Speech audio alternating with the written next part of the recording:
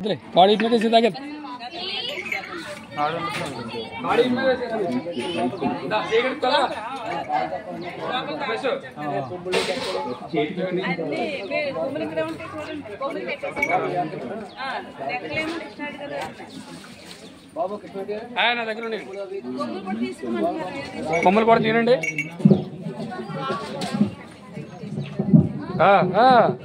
పిల్లలు వస్తున్నారు ఏమండి ఇదిగోండి ఎక్కలు ఇదిగోండి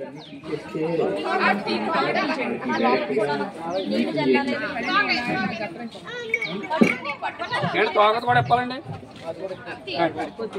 ఎదరు కొమ్మలు కూడా ఇప్పాలండి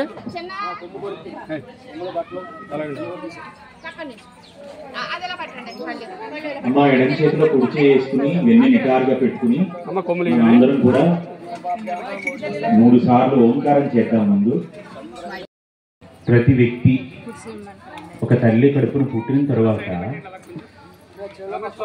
16 ఉపచారములతో తాను పుట్టుక నుంచి మళ్ళీ తిరిగి తాను ఎక్కడి నుంచి వచ్చాడో అక్కడికి వెళ్ళిపోయే లోపల 16 ఉపచారములని 16 క్రతువులు చేస్తారు. పుట్టిన దగ్గర నుంచి అంటే ఉయ్యాల్లో వేయడం, పేరు పెట్టడం, అన్నప్రాసన చేయడం, ఇవన్నీ లెక్క పెడితే బాగా జ్ఞాపకం పెట్టుకోండి. 8వ క్రతువు ఏంటో తెలుసా? వివాహం. అందుకే మీరు జాతకంలో ఎప్పుడైనా పరిశీలన చేస్తే 7, 8 ఈ 2 చాలా కీలకమైన స్థానాలు అన్నమాట. మనిషి జీవితంలో బాగా జ్ఞానం తెలిసి ఈయనకి చాలా జ్యోతిష్యం మీద పరిజ్ఞానం ఉందన్నవాడు ముందు ఏం చూస్తాడంటే ఈ 7, 8లో ఎక్కడైనా గురువు యొక్క వీక్షణ ఉందా అని చూస్తాడు. జ్యోతిష్ శాస్త్రంలో రాశి చక్రం చూస్తే ఒకసారి గురువు యొక్క వీక్షణగా ఉందనుకోండి, అంటే గురు కృప కంటి ద్వారా ఆ జాతకునికి ఉంటే కనుక అది వెళ్ళి ఎక్కడ చూస్తుందో తెలుసా అండి? 7, 8 స్థానాలు చూస్తుంది అనుకోండి, సగం సమస్యలన్నీ ఉపశమనం పొందుతాయి. అంటే మీరు ఏ నక్షత్రంలో పుట్టినా ఎంత దోషమైన చోట మీరున్నా గురువు యొక్క చూపు ఆ జాతకుని మీద అలా 7, 8 స్థానాలు చూసింది అనుకోండి, సగం ఉపద్రవాలన్నీ పోతాయి. అంటే ఏ గురువు చూపు అంటే మనకి నవగ్రహాలలో బృహస్పతి ఉన్నారే, ఆయన చూపు కనుక 7వ స్థానం మీద ప్రతి ఒక్కరికి ఉంటుంది. కాకపోతే దాన్ని అడ్డుకోవడానికి కొన్ని పాప గ్రహాలు ఏం చేస్తాయంటే ఆయన చూపులు మన వైపుకి వెళ్లకుండా ఉంటాయి. గురువు ఏం చేస్తూ ఉంటాడంటే ఎప్పుడు మిమ్మల్ని కాపాడాలని చూస్తుంటాడు. వచ్చిన వెంటనే నేను పద్మగారికి ఏం చెప్పానంటే, అమ్మ నాకు మైక్ ఇవ్వండి అని. ఎందుకని? నాకు ఎందుకండి ఇవన్నీ అంటే ఇక్కడికి ఇంతమంది ఆర్తి పెట్టుకుని అయ్యో గురువుగారు వస్తున్నారండి మంచి మాట అని చెప్తారని వచ్చారు కదా, వీళ్ళని ఎలా ఉద్ధరించాలా అన్న తాపత్రయపడడం తప్ప గురువుకి ఇంకా వేరే ఏ లక్ష్యం ఉండదండి. వాళ్ళకి తెలియని విషయాలు తెలియజెప్పడమే గురువుగా ఉండేవారి ధర్మం అన్నమాట. అది కూడా వాడి గురించి వాడు చెప్పుకోకూడదు. నేను అలా వెళ్ళానండి, నేను అక్కడికి వెళ్ళానండి, నాకు సన్మానం జరిగిందండి, నేను బెంగళూరు వెళ్ళానండి అని చెప్పుకోకూడదు. ఎందుకని? దానివల్ల మనకు ఏం పుణ్యం లేదుగా. నేను ఎక్కడికి వెళ్ళినా మీకు ఏమైనా వస్తుందండి? మనం ఎక్కడి నుంచి వచ్చామో తిరిగి మళ్ళీ మనం ఎక్కడికి చేరుకోవాలో అది చెప్పేవాడెవరో ఆయనే గురువు. ఆయన చూపు మన మీద పడితే ఏమవుతుందో తెలుసా అండి? ఉత్తరే ఆత్మనాత్మాన. మన ఆత్మ జ్ఞానం అనేటువంటి పరిశీలన దృష్టి ఒకసారి మన మీదకు వస్తే, ఆయన చల్లని చూపు మన మీద పడితే మీరు బాగా జ్ఞాపకం పెట్టుకోండి, గురువు గారి యొక్క చూపు మీ మీద ఉంది అంటే అర్థం ఏంటో తెలుసా? మీరు ఎప్పుడు మంగళ కార్యాల్లో పాల్గొంటూనే ఉంటారన్నమాట. అంటే మీ ఇంట్లోనే జరగక్కర్లా, మన సత్సంగ సభ్యులు ఎవరు చేసుకుంటున్నా సరే కానీ ప్రతి శుభకార్యానికి మీరు వెళ్ళగలుగుతున్నారనుకోండి, గురువు గారి అనుగ్రహం మీ మీద ఉందని గుర్తు. మీకు అర్థమవుతుందా? మీరు వెంకటేశ్వర స్వామి వారికి రథోత్సవం జరుగుతుంది అనుకోండి, మీరు భార్యాభర్తలు వెళ్ళి పాల్గొన్నారు. ఇప్పుడు ఆ రథోత్సవం మీ ఇంటి దగ్గర జరగట్లా, ఎక్కడో దేవాలయంలో జరుగుతుంది. కానీ భార్యాభర్తలు ఇద్దరు వెళ్ళగలుగుతున్నారు ప్రతి చోటకి. అంటే అర్థం ఏంటో తెలుసా? మీ సంసారం సత్సంగం చేసుకుంటున్నారని గుర్తు. మీకు అర్థమవుతుందా? భార్యాభర్తలు ఇలా చిటికిన వేలు పట్టుకుని సప్తపది నడిపించడం అంటే ఏంటో తెలుసా అండి? చాలా మంది అనుకుంటారు పిల్లలు కనడం కోసం, లేకపోతే సాంసారికమైన సుఖాలు అనుభవించడం కోసం, దీనికోసమే వివాహం అనుకుంటారు. కాదు, వివాహము అసలు దేనికోసం అంటే ఈ ప్రపంచంలో ఒకటి జ్ఞాపకం పెట్టుకోండి, అక్షరాభ్యాసం చేసేటప్పుడు ఏం చెప్తారంటే మనకి ఆ అంటే అమ్మ అని రాయిస్తారు. అమ్మ దేనికి సంకేతమో తెలుసా? అమ్మ ధర్మాన్ని ప్రబోధిస్తుంది. పురుషార్థములు ఎన్నండి. భగవంతుడి దగ్గరికి వెళ్తే పూజ దేనికోసం చేస్తారు? ఇప్పుడు గోదానం చేస్తున్నారా? దేనికోసం చేస్తున్నారు ఇప్పుడు ఆవిడ అంటే? ధర్మ, అర్థ, కామ, మోక్ష చతుర్విధ ఫల పురుషార్థ స్థిత్యర్థం. ఏ కోటీశ్వరుడు పూజ చేసినా ఇదే సంకల్పం ఉంటుంది. మీకు అర్థమవుతుందా? అంతే తప్ప ఆయన ఏదో ఎక్కడ వ్యాపారం పెట్టారండి అది కలిసి రావాలండి అని సంకల్పం ఉండదు. వాడి మనసులో అనుకుంటాడు తప్ప సంకల్పం మాత్రం కటిక దరిద్రుడికి ఇదే సంకల్పం, కోటీశ్వరుడికి కూడా ఇదే సంకల్పం ఉంటుంది. మీరు పూజలో కోరుకునే పురుషార్థం ఏముందో ఆ అర్థాలలో ప్రధానమైనటువంటి ధర్మాన్ని మీకు ఎవరు చెప్పాలి? అమ్మ చెప్పాలి. మీకు అర్థమవుతుందని ఎందుకు చెప్తున్నాను? ధర్మం అంటే అమ్మ. అందుకే ఆ అంటే అమ్మ అంటే మొట్టమొదట అందరూ ఏం నేర్చుకోవాలి తెలుసా? ధర్మం అంటే ఏంటో తెలుసుకోవాలి. జీవితంలో ధర్మబద్ధంగా జీవించడం అంటే ఏమిటో తెలియకపోతే ఇక ఆ జీవితానికి అర్థం ఉండదు. మీకు అర్థమవుతుందా? ధర్మం అంటే ఏంటో తెలుసా? అవకాశం ఉంటే చేస్తానండి, లేకపోతే తప్పి నా ఇష్టం వచ్చినట్టు ఉంటానండి అంటే కుదరదు. ధర్మం ఏం చెప్పిందో అది ఆచరణ చేసి తీరాలి. ధర్మాన్ని తప్పడానికి లేదు. ధర్మాన్ని తప్పి మీరు ఎన్ని పూజలు చేసినా ప్రయోజనం ఉండదు. మీకు అర్థమవుతుందా? మనుష్య జన్మకి అర్థమే అసలు ధర్మం ఏంటో తెలుసా? ఏ ధర్మాన్ని మీకు తల్లి చెప్పిందో ఆ ధర్మం చెప్పిన తల్లిని కడసారి చూపు వరకు మీతోనే ఉంటూ ఆ అమ్మకి కావలసిన ఉపచారములన్నీ మీరు చేస్తూ, మీరు బాగా అండర్లైన్ చేసుకోండి ఈ మాటని. మీరు కాశీ వెళ్ళారా, రామేశ్వరం వెళ్ళారా, లేకపోతే ప్రయాగలోకి వెళ్ళి ఏంటిది కుంభమేళాలో వెళ్ళి స్నానం చేశారా, ఇవన్నీ ఎవ్వరు అడగరండి. మీరు ముందు తల్లిని తండ్రిని గౌరవించి వారికి చెయ్యవలసినటువంటి కనీసమైనటువంటి ధర్మములన్నీ బిడ్డలుగా మీరు చేస్తున్నారా లేదా, ఇది ఒక్కటే మీకు కావాలి. అందుకని ఏ తల్లి ధర్మం చెప్పిందో, ఏ తల్లి ధర్మానికి ప్రతీకగా నిలబడుతోందో ఆ తల్లి పట్ల మీరు నిరంతరం కూడా ధర్మాన్ని పాటించి తీరాలి. మీకు అర్థమవుతుందా? అందుకని అమ్మ అంటే ఎవరు? ధర్మము. తల్లి అంటే ఎవరు? ధర్మానికి ప్రతీక. ఏమండి మా అమ్మ చదువుకోలేదంటే మా అమ్మకి ఏం తెలియదు, మరి మా అమ్మ ఏం నేర్పిస్తుందండి నాకు అంటారేమో. ఎంత చదువుకోకపోయినా అమ్మ మాత్రం ఖచ్చితంగా జీవితంలో మర్చిపోలేనంత ధర్మబద్ధమైనటువంటి విషయాలను నేర్పించి తీరుతుందట. ఏం చేస్తుంది తెలుసా అండి అమ్మ? 11వ రోజున ఉయ్యాల్లో వేస్తుంది.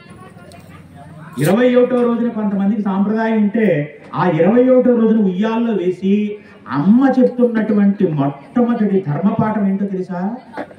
ఆవిడ ఉయ్యాల ఇలా ఊపుతూ ఆవిడ అంటుంది, ఏమంది అమ్మ?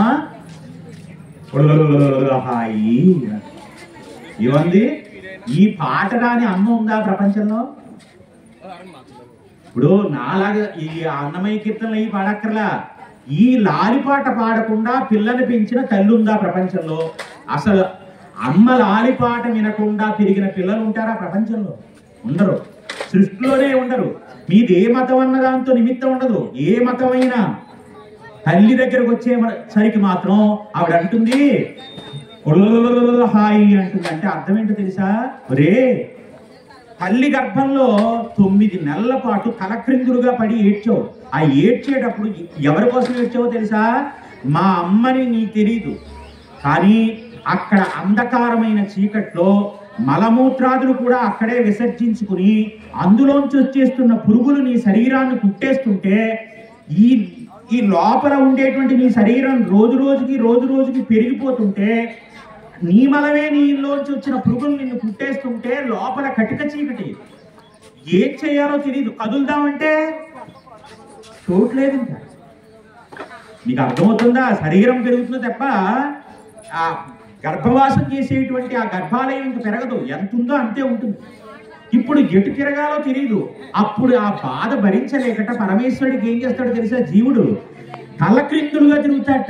తనంతట తాను తలక్రిందులుగా తిరిగి, స్వామి ఈ గర్భవాసం బాధ ఇంకా నేను భరించలేకపోతున్నాను, కదలలేదానికి లేదు, మెదలడానికి లేదు, ఇంకా మళ్ళీ జన్మంటూ ఉంటే కనుక ఒక్కసారి ఈ గర్భంలో నుంచి బయటికి నన్ను కుట్టేస్తే వెళ్ళింది మొదలు మళ్ళీ నేను చచ్చేంత వరకు నీ నామం తప్ప ఇంకేమీ చెప్పనని తలక్రిందులుగా తిరిగి చేతులెత్తి భగవంతుడికి నమస్కారం చేస్తాడట.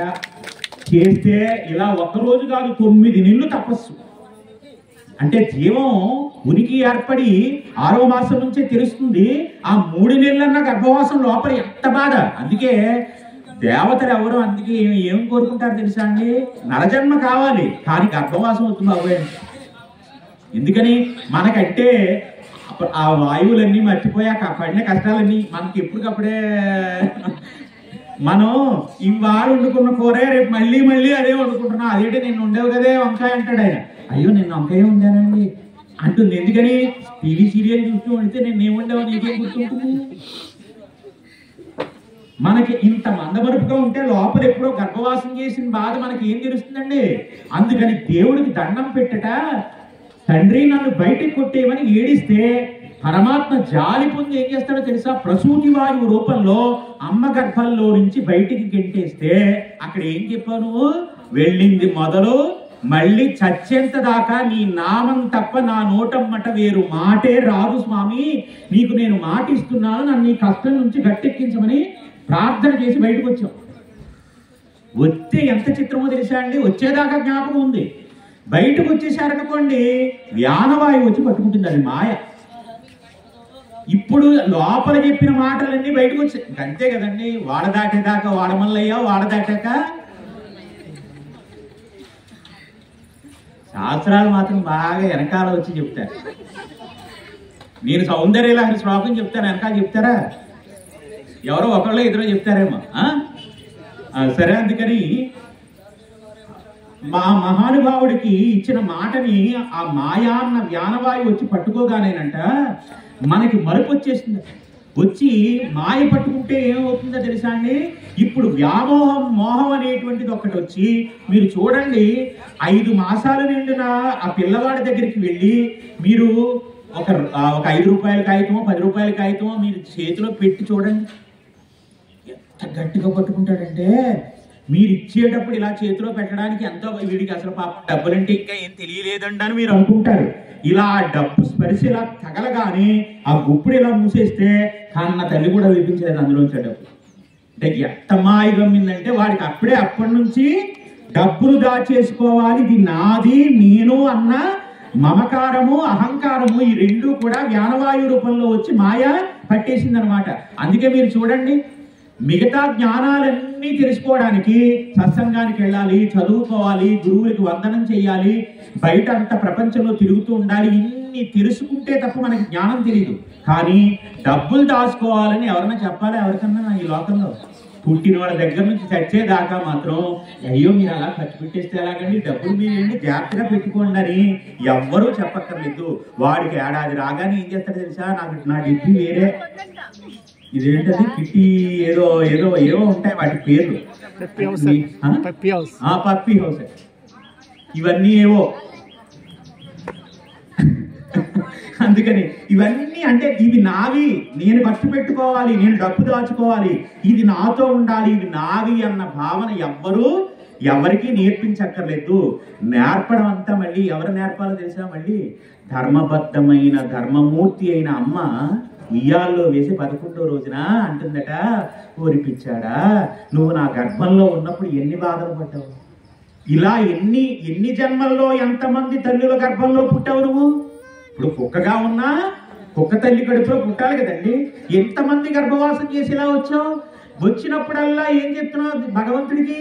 నిన్ను తప్ప, నీ నామం తప్ప, నీ స్మరణ తప్ప నేను ఇంకేది పట్టించుకోను స్వామి అని ప్రతి జన్మలోనే మాటిచ్చి ఈ జన్మలో 11 రోజుల్లో ఉయ్యాలు ఇలా వేసి ఇలా అనగానే అక్షరాభ్యాసం చేసుకున్నా. ఆ అంటే మాత్రం అమ్మ, ఆ అంటే అమ్మ అయితే మరి ఆ అంటే ఏమండి? ఇన్ని ఉన్నాయి కదా ప్రపంచంలో. పోనీ అమ్మ చాలా గొప్పది, ఇప్పుడు ఇలా వెడుతున్నటువంటి ఊయల్లోనే మనకి ఎంతో తరుణోపాయం చెప్పింది, ఎంతో పాఠం చెప్పింది, ధర్మం చెప్పింది. కాబట్టి ఆ అంటే అమ్మ అన్నారు. ఆవు ఏం చేసిందండి? ఆ అంటే ఆవని ఎందుకు అనాలి? ఇంకోటి ఏదో అనొచ్చుగా. ఇంకా మంగళకరమైన వస్తువులు చాలా ఉన్నాయి కదండి, కానీ ఆవునే ఎందుకు చెప్పారు అమ్మ పక్కన పెట్టి? అంటే ఆవు దేనికి సంకేతం తెలుసా? ధర్మం తర్వాత ఏముందండి? అర్థం ఉంది. అర్థం అంటే ఏంటో తెలుసా? సంపాదన, లక్ష్మి. మీకు అర్థం ఇంకా మాట్లాడాలంటే ఆవు అంటే ఎవరు? ఇప్పుడు లక్ష్మి, సంపాదన, మీకు విజ్ఞానము. లోకంలో ఉన్న సమస్త ఐశ్వర్యములన్నీ ఎక్కడున్నాయో తెలుసా? ఆవులోనే ఉన్నాయి.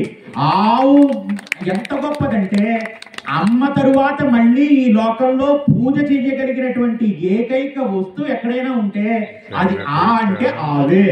ఎందుకో తెలుసా? మీరు చంద్రశేఖర పరమాచార్య ఉన్నారండి, కంచి కామకోటి పీఠాధిపతి. ఆయన కామాక్షి అమ్మవారిని పిలిచేవారు. పిలిస్తే కంచి పీఠంలో నుంచి, ఎక్కడ దేవాలయంలో నుంచి పురోహితులు చూస్తుండగా, కళ్ళమ్మట వాళ్ళు కూడా చూస్తుండగా లీలగా ఆ విగ్రహంలో నుంచి వచ్చి నడిచి వెళ్ళిపోయి చంద్రశేఖర పరమాచార్య స్వామి ఎదురుకుండా వెళ్ళి కామాక్షి అమ్మవారు నిలబడి ఉండేది. అంటే ఎంత ఉపాసనాపరులో మీరు ఆలోచించండి. మీకు అర్థమవుతుందా? పీఠాధిపత్యం మామూలుగా రాదండి. జన్మ జన్మాంతరాల యొక్క సంస్కారాలను బట్టి అలాంటి స్థానాలు లభ్యమవుతాయి, మామూలు స్థానాలు కాదు. అందుకే నేను గురువునవుదామంటే మీరు ప్రయత్నం చేస్తే మీరు అవ్వలేరు జీవితంలో. ఎందుకో తెలుసా? గురువు అవ్వడం అనేది అదేమి ప్రతి మానవ జీవితానికి ఏదో సర్కిల్ గా వచ్చేది కాదండి. గురువు అవ్వాలంటే ఎవరి అనుగ్రహం ఉండాలో తెలుసా?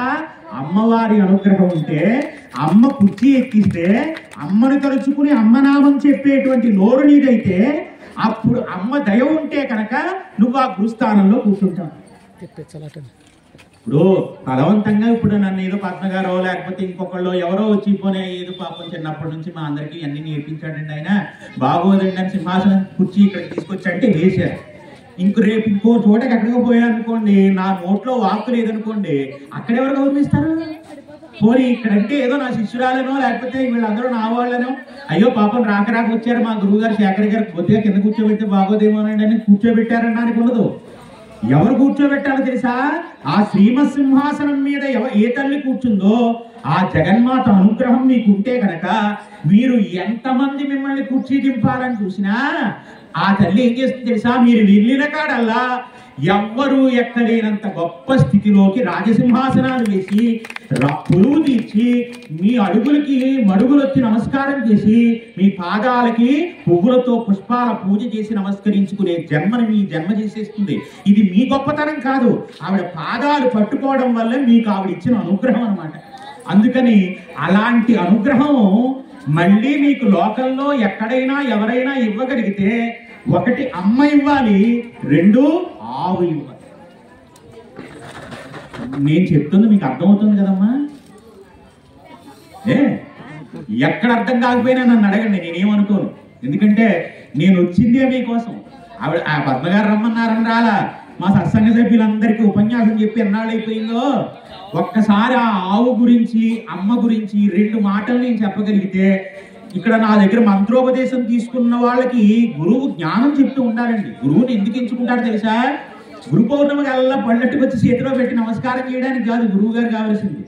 గురువు జ్ఞానంతో ఈ జన్మని తొట్టతుల జన్మ చేసే సంస్కారం కలిగిన గురువుని ఎన్నుకోవాలి. అందుకే మీరు బాగా జ్ఞాపకం పెట్టుకోండి, చదువు సంఖ్య లేని జ్ఞానం లేని గురువుని మీరు ఎంచుకుంటే ఆయన ఉద్ధరింపబడడు, మిమ్మల్ని ఉద్ధరించలేడు. మీరు జాలి పడాలి తప్ప గురువుగా ఎంచుకోకూడదు జ్ఞానం లేని వాడు.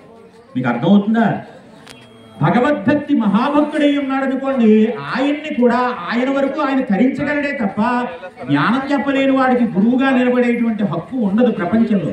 అందుకని ఇప్పుడు ఆ అంటే అమ్మ, ఆ అంటే ఆవు కాదు కాదు. ఇందాక నేను అన్నట్టు చంద్రశేఖర పరమాచార్య పిలిస్తే వచ్చి నిలబడింది.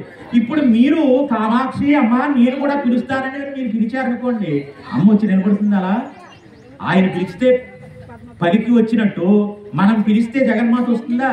రాదు. కానీ మనకి కోరిక ఏంటో తెలుసా? ఎప్పుడైనా ఒక్కసారి అమ్మవారిని పిలిచి ఇంత పరమాన్నమో, ఇంత అరటిపండో, ఇంత కొబ్బరి ముక్కో ఆవిడ చేతిలో పెడితే ఈ సమస్త బ్రహ్మాండములకి అన్నం పెట్టిన అన్నపూర్ణకి జీవితంలో ఒక్కసారైనా ఒక పండైనా చేతిలో పెట్టే అదృష్టం మనకి రావాలంటే ఎలాగా ఎలాగా ఎలాగా అని తాపత్రయపడితేనట భగవంతుడు జగన్మాత ఒక సృష్టి చేసింది. ఏమిటా సృష్టి తెలుసా? రే నా రూపం మొత్తం 3 ఇస్తున్నాను, నేను కాకుండా 3 ఇస్తున్నాను. ఏంటో తెలుసా? ఈ 3 నువ్వు దేనికి నమస్కారం పెట్టినా, దేనికి ఏ ఉపచారం చేసినా అంటే ఈ 3 వాళ్ళకి అది నాకే చేసినట్టు చెందుతుంది. నాకు చేస్తే నేను ఎంత సంతోషిస్తానో ఈ 3 పట్ల నువ్వు చేస్తున్నది కూడా నాకు అంతే సంతోషాన్ని ఇస్తుంది, నీకు అంతే పుణ్యాన్ని ఇస్తుంది. ఇప్పుడు ఆ 3 ఏంటో తెలుసా? ఒకటి అన్న తల్లి. తప్పటి కొట్టండి. అంటే మీరు జగన్మాతకి ఏ ఉపచారం చేయాలని మీరు కోరుకుంటున్నారో అవన్నీ మీరు తల్లికి చేసేయచ్చు. కాళ్ళు కడగచ్చు, పసుపు రాయొచ్చు, మాతృవందనం చేయిస్తున్నారు కదా పిల్లల చేతి వాళ్ళ కాన్వెంట్లో. ఎందుకని? తల్లి తండ్రి అంటే గౌరవం తెలియని జీవితాల కింద అయిపోయాయి. గురువు గారి మీద కూడా కౌంటర్లు వేసే అంత దుస్థితికి ఇవాళ ప్రపంచం పాడైపోయింది. అందుకని తల్లిదండ్రుల యొక్క గౌరవం తెలియడం కోసమని కావాలని తల్లిదండ్రులు కాళ్ళు కడిగిస్తున్నారు స్కూళ్ళల్లో ఇప్పుడు. అది మీరు బాగా జ్ఞాపకం పెట్టుకోండి. తల్లికి ఏ ఉపచారం చేసినా అది ఎవరికి చేస్తున్నట్టు? అమ్మవారికి చేస్తున్న పూజ లాంటి పూజయే. అమ్మకి సాక్షాత్తు పూజ చేయాలంటే అమ్మ కాళ్ళు పల్లెల్లో పెడితే ఎలాంటి అనుభూతిని పొంది ఎంత సంతోషంగా పూజిస్తావో అంత సంతోషంగా నీ తల్లిని నువ్వు అలాగే సేవించు. ఒక కొత్త బట్ట పట్టుకొచ్చి చేతిలో పెట్టి కాళ్ళకి నమస్కారం చేసి అమ్మ ఆశీర్వచనం తీసుకో. అమ్మ ఆశీర్వచనం తీసుకుంటే ఏం జరుగుతుందో తెలుసా అండి? 33 కోట్ల మంది దేవతల యొక్క ఆశీర్వచనం ఏకకాలమునందు పొందాడని మీ ఖాతాలో వేసేస్తాను. నేను మళ్ళీ మళ్ళీ మళ్ళీ చెప్తున్నాను, గుర్తుపెట్టుకోండి. మీరు దేవాలయాలు, కాశీలు, రామేశ్వరాలు వెంట పరిగెట్టడం కాదు, తల్లి కాళ్ళకి నమస్కారం చేయండి. కనీసంలో కనీసం మీ పుట్టినరోజు రోజునైనా. మరి అలాంటి తల్లి లేకపోతే ఏమండి? ఒక 60 ఏళ్ళు 70 ఏళ్ళు వచ్చాక తల్లి వెళ్ళిపోతుంది. శరీరం ఎప్పుడు ఉండదు కదండి, వెళ్ళిపోతుంది. ఇప్పుడు తల్లి లేకపోతే మళ్ళీ మీ నమస్కారం చేయగలిగినంత గొప్ప స్థాయి ఎవరితో తెలుసా? ఆవుకి చేసిన నమస్కారం, ఆవు చుట్టూ తిరిగిన ప్రదక్షిణ, ఆవుకి పూజించిన పూజ మీ అమ్మకి చేసిన పూజతో సమానమైన పూజ. మీ తల్లికి ఏది పెడితే ఎంత పుణ్యం వస్తుందని నువ్వు అనుకుంటున్నావో అవన్నీ ఆవుకి చెయ్యి. అమ్మకి అట్టిపండు పెట్టాలి, జగన్మాతకి అట్టిపండు పెట్టాలి, లేదా ప్రసాదం పెట్టాలనుకుంటున్నాను, అది నీ అవకాశం ఉంటే కన్న తల్లికి చెయ్యి. నీకు అవకాశం లేదు కదా, వెళ్ళిపోయింది ఇప్పుడు ఆవిడ. అందుకే పుట్టినరోజు రోజునైనా సరే కానీ ఆవు చుట్టూ ప్రదక్షిణ చేయాలి. ఎవరు? తల్లి లేని వాళ్ళు. లోకంలో అదృష్టం అంటే ఏంటో తెలుసా అండి? ప్రధానమంత్రి మోడీ గారి, నిజంగా నేను ఇలా అన్నా అనుకోకండి, 90 ఆయనకే 70-80 ఏళ్ళు వచ్చేదాకా తల్లి మొన్నటి వరకు కూడా జీవించింది. లోకంలో మహాదృష్టవంతులు ఎవరో తెలుసా? తల్లి 100 ఏళ్ళు బ్రతుకుంటే ఆ బిడ్డల కాళ్ళకి నమస్కారం చేయాలి. నిజంగా చెప్తున్నాను. ఎందుకంటే తల్లి బ్రతుకుందంటే అర్థం ఏంటో తెలుసా అండి?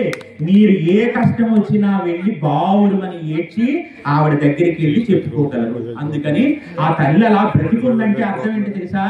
నీకు కామాక్షి ప్రదేవత యొక్క అనుగ్రహం పరిపూర్ణంగా ఉంది. అందుకే 100 ఏళ్ళు వచ్చేంత వరకు నీకు ఆ తల్లి అలా బ్రతుకుంది. తల్లి వెళ్ళిపోయింది అంటే తప్పనిసరిగా అది ఎవరికైనా సరే, ఎంత గొప్ప ప్రసంగం చెప్పిన వాడికైనా సరే, తల్లి వెళ్ళిపోవడం అంత దౌర్భాగ్యం ఇంక ప్రపంచంలో ఏది. ఏళ్ళనాటి శని పట్టిన దానికంటే పేడేంటో తెలుసా? తల్లి వెళ్ళిపోవడమే. తల్లి పెట్టే సుఖం కనువులో కూడా రాదండి. అమ్మని మీ బాధ చెప్పుకుని, అమ్మా నాకు ఈ బాధ వచ్చిందంటే నువ్వు బోరుమని ఏడిస్తే అమ్మ ఓదార్చి నిన్ను ఒళ్ళో పెట్టుకుని కంగారు పడుతున్నాయినా, మనం భగవంతుడిని నమ్ముకున్నాం, భగవంతుడిని నమ్మిన వాళ్ళు ఎప్పుడూ చెడిపోరని మళ్ళీ నీకు ధృతి కల్పించి నువ్వు మళ్ళీ జీవితంలో నీ స్థానంలో నువ్వు ఉంచుకునేటట్టు చేయగలిగిన శక్తి లోకంలో అమ్మకి తప్ప ఇంకెవ్వరికీ లేదు. ఎందుకని? ఆవిడ 33 కోట్ల మంది దేవతలకు నెరవై నీ ఎదురుగుండా నిలబడి ఉంది. అలాంటిది అమ్మ. అందుకే మాతృదేవో భవ, మాతృదేవో భవ, మాతృదేవో భవ. ఎక్కడికి వెళ్ళినా మర్చిపోయి రే హాయిగా ఉందని ఉయ్యాల్లో వేయగానే పిల్లలు ఏం చేస్తారు? నిద్రపోతారు హాయిగా. ఇలా ఊగుతుంటే వాళ్ళకి ఆనందంగా ఉండి నిద్రపోతారు. నిద్రపోతున్న పిల్లవాడిని చూసి అమ్మ అంటుందట, ఈ హాయి హాయి అనుకుంటున్నావు కదా, ఇది హాయి కాదురా, ఇది హాయి. నీకు అర్థమవుతుందా? ఇది ఈ మానవలోకంలోకి వచ్చి నేను ఎంత సుఖంగా ఉన్నానో, ఎంత ఆనందంగా ఉన్నానో అనుకుని ఇది శాశ్వతం అనుకుంటున్నావు కదా, ఇది అశాశ్వతమైన హాయి. అసలైన హాయి ఎక్కడుంది? పరమాత్మ పాదాల దగ్గర ఉంది. నువ్వు ఏ భగవంతుడిని ప్రార్థించి నమస్కరించి నిన్ను తప్ప నీకు శరణాగతే లేదు. అన్యదా శరణం నాస్తి త్వమేవ శరణం మమ తస్మాత్ కారుణ్య భావేన రక్ష రక్ష జనార్దన. ప్రతి శనివారం చెప్తున్నాం కదా మనం, ప్రదక్షిణ నమస్కారం చేసినప్పుడల్లా ఏడుకొండలవాడ వెంకటరమణ గోవింద గోవింద. అజ్ఞానినా మయా దోషాన శేషాం గీతాంతరే సమక్షత్వం సమక్షత్వం శేషశైల శిఖా. క్షమించు తండ్రి, నిన్ను మర్చిపోయాను. ఎప్పుడు? నిద్రపోయినప్పుడు, నా వ్యవహారికంగా నేను నా జీవితం గడిపేటప్పుడు. కానీ స్వామి ఎరుక కలిగింది ఎప్పుడు మాత్రం. అందుకే ఏది చేస్తున్నా సరే భగవన్నామం పలకడం అనేటువంటిది నోటికి అలవాటు చేసుకోవాలి. మీకు అర్థమవుతుందా? ఇక పూర్వం నా దగ్గర నాకు కాకినాడలో ఒక ఆయన, నాకు విచిత్రమైన వ్యక్తిత్వాలు, నాకు ఆ శ్రీపీఠానికి వచ్చేవాడు. ఆయన ఏమంటాడు తెలుసా అండి? ఒక మాట మాట్లాడితే శ్రీరామ శ్రీరామ, వచ్చారా గురువు గారు, శ్రీరామ శ్రీరామ. ఆయనకు అలవాటు అయిపోయింది. కూర్చోండి అన్నా అనుకోండి, అంటాడు శ్రీరామ శ్రీరామ శ్రీరామ. భార్యను పిలవాలనుకోండి, ఏమని పిలుస్తాడు తెలుసా? శ్రీరామ శ్రీరామ శ్రీరామ, ఎలా రా అంటే ఇప్పుడు భార్య రమ్మంటున్నాడని మనకు కనబడుతోంది, కానీ నామం ఏం జరుగుతుంది? శ్రీరామ శ్రీరామ శ్రీరామ ఎలా రా. ఎందుకని? తెలుసో తెలియకో కోపంలో కూడా ఆయన ఏం స్మరిస్తున్నాడో తెలుసా? రామనామాన్ని జపం చేసేస్తున్నాడు. అది ఏమైపోతుంది తెలుసా అండి? అలవాటు. నిరంతర సత్సంగం. సంసారం కూడా ఏమైపోతుంది తెలుసా? అలాంటి మహాత్ములకి సంసారం కూడా ఒక సత్సంగమే. ఎందుకని? బాగా జ్ఞాపకం పెట్టుకోండి. సంసారంలో ఉన్నవాడు తరించడానికి ఏకైక తరుణోపాయం ఈ కలియుగంలో ఏంటంటే భగవన్నామ స్మరణని మించిన స్మరణ ఈ ప్రపంచంలో ఇంకెక్కడా లేదు. అందుకే నేను ఎక్కడ ప్రసంగం చేసినా నేను ఎప్పుడు ఏం చెప్తాను తెలుసా? ఏ సత్సంగం అయినా పర్వాలేదు, విశ్వశాంత లేకపోతే ఇంకోట ఓం శక్త, ఇంకేం కాదు, ఎక్కడ సత్సంగానికైనా నా శిష్యులందరినీ వినమని చెప్తాను. ఎవరు ప్రవచనం చేస్తున్నా వినమని చెప్తాను. కానీ ఎవరు ప్రసంగం చేస్తున్నా సరే ఆయన మా గురువు గారు ఈ రూపంలో వచ్చి మాకు జ్ఞానం చెప్తున్నారండి అని నమస్కరించమని చెప్తాను. తప్ప ఇక్కడికి వెళ్ళండి అక్కడికి వెళ్ళొద్దండి అన్న మాట నేను ఎప్పుడూ చెప్పను ఎవరికి. ఎందుకో తెలుసా? భగవన్నామ సంకీర్తనం ఎంత చేస్తే మనుష్య జన్మ అంత కరించిపోతుంది. ఎందుకనంటే ఇక ఈ రోజులన్నీ ఇలా కాలగతిని వెళ్ళిపోతే మళ్ళీ ఇలాంటి జన్మ రమ్మంటే రాదు రాదు రాదు. ఈ ధర్మం మీకు ఎవరు చెప్పాలి? అమ్మ చెప్పాలి. అందుకే ఆ అంటే అమ్మే, ఆ అంటే అనపర్తండి శేఖర గురు గారు పుట్టారండి అని నేర్పించరు. అలాగా ఎంత గొప్ప మహానుభావుడు ఈ ఊళ్ళో పుట్టినా నారాయణ. మీకు అర్థమవుతుందా? అందుకని ఇలా ఒక్కసారి ఆ భూదేవిని ఇలా పైకెత్తాట. పైకెత్తితే ఎలా అయితే ఎత్తబడి ఇంత ఈ చరాచర సృష్టి ఇంత వికసితమై నిలబడిందో, అజ్ఞానము చేత అమ్మవారిని తెలుసుకోలేని వాడు కష్టాలనేటువంటి సముద్రంలోకి పడిపోతే ఎంత లోతట? 7 తాళ్ళు లోతు పడిపోతే అమ్మాని అక్కడుండి పిలిస్తే, ఎక్కడుండి? పాతాళంలో ఉండి పిలిస్తే పైకి ఇలా చూసే అవకాశం లేదు నీకు. ఆవిడ కనపడదు. ఎందుకని? మధ్యమా వైఖరి రూప భక్త మానస హంసిక సత్యవ్రత సత్యరూప సర్వాంతర్యామిని సతి. ఎంత గొప్ప నామాలండి! సత్యవ్రత. ఎప్పుడు నిజం మాట్లాడేటువంటి వాళ్ళ యొక్క నాలుకల మీద సత్యవ్రత. మనకందరికీ పతివ్రత అన్న పేరే తెలుసు. చాలా వ్రతాలు ఉన్నాయి తెలుసా? గురువ్రతలు కూడా ఉన్నారు. గురువ్రత అంటే ఏంటి తెలుసా? గురువు గారు ఏం చెప్పారో అది తూచా తప్పకుండా పాటించడం తప్ప ఇక ఏమీ పట్టించుకోని వాళ్ళు ఎవరున్నారో వాళ్ళందరూ ఎవరో తెలుసా? గురువ్రత.